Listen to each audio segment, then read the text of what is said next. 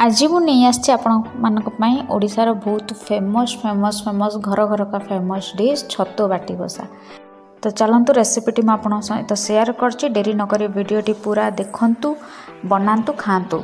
तो फास्ट मु छतु गुड़ाक नहीं जाइए गाँव में जो पाल छतु आमर हुए ताकू जदि आप पाइबे आहरी बहुत बढ़िया।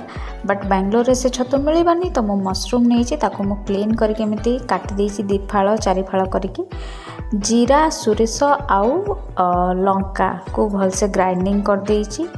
टमाटो गोटे पियाज गोटे दे देइछि। सब गोटे बेलार आपको देवाक पड़ो किसी अलग देवेनि। लुण हलदी जीरा गुंड टिके लंका गुंड जहाँ जहाँ मसला आप दबाक चाहिए दे पारे। जदि किसी मसला दबाक चाहिए खाली लुण हल्दी लंका गुंड भी देकी आप बनई पारे भल लगे। आउ मु आलू को पूरा छोट छोट पतला पतला पीस करी काटी देइछि ताको भी दे देइछि। या परे मु आउ किछि पाउडर जेमिति कि गरम मसला देइछि आउ टिके मु जीरा गुंड देइछि। सब मसला जहाँ जहाँ मो पाखे थिला सबुतिर टिके टिके पकई देइछि। पकईकी सोरिष तेल देकी ताको भलसे गोले देइछि। मन रखिबे सोरिष तेल देबे रिफाइन तेल किंबा अन्य कोनोसी राइस ब्रांड ऑयल यूज करिबेनी ता टेस्ट भल आसीबनी। ए कड़ाटा मु भजा भाजी सारिकी रखी तो से कड़ारे पूरा ततई देकी जहाँ सब मु गोलई थी सब गुड़ाक ढाल देइछि एका सहित ढाल देकी मु ढाकना दे देइछि। से स्टीम हो जाइछि बहुत 5-7 मिनट पर देखिए ढाकना खोलिकी छतु पूरा भलसे पानी छाड़ देइछि। ताकू टिके पर टिके आसिकी चलेइबे नने तळु लागि जिवो। मु गाँव में थे चुली रे बनई था बट एठी अच्छी तो कौन करें गैस रे बनाऊँ।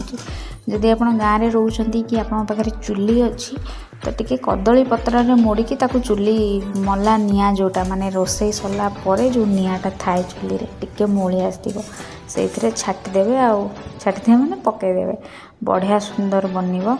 आ तो घाटिया किसी दरकार नहीं सेटा छतु पत्र पोड़ा हो। जदि ताटिया बसा करिया चाहते जो बाटी बसा सेटा आप गोटे बाटी रे देकी बसईदेवे से मला निआरे बसईदेवे। तो ये मुझे गैस रे जेहेतु करछि मते टिके टिके घाटिया को पड़ुछि कारण ये तो मला निआ नहीं। तो देखो छतु पूरा पानी छाड़ देइछि मसला भी ता सहित मैरिनेट होइकी रहिछि तो पूरा सुखी आसलानी मसला आउ मोर भी रेडी हो गला। केते सहज देखुछंती किछि नै करिया को नाही। एमिति छतु बदल रे आपण ओनली आलू रे भी बनई पारिबे खाली आलू बाटी बसा ता देहरे टिके आंबुल पकई देबे ता टेस्ट भी बहुत बढ़िया आसे। किंतु गरम गरम भात सहित जदि से बाटी बसा है किसी दरकार ही नहीं। तो छतु तरकारी मोर रेडी हो जाइए।